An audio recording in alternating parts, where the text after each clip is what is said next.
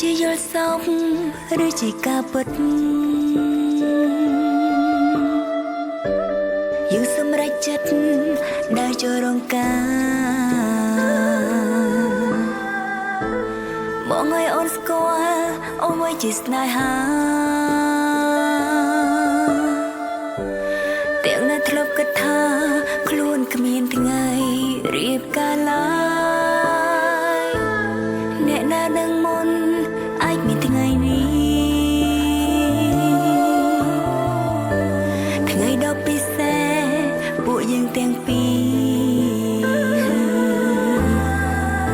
រស្នេហាអូនមកដូចអគ្គិសនីប៉ុន្មាននាទីផ្ដើមមានចិត្តរៀងខ្លួនបានទេមិនអោយអូនខ្មាំងគេបានទេកុំអោយស្រីផ្សេងមើងងាយអូនបានទេធ្វើជាប៉ាល្អរបស់កូនបានទេអូនសំប៉ុណ្ណឹង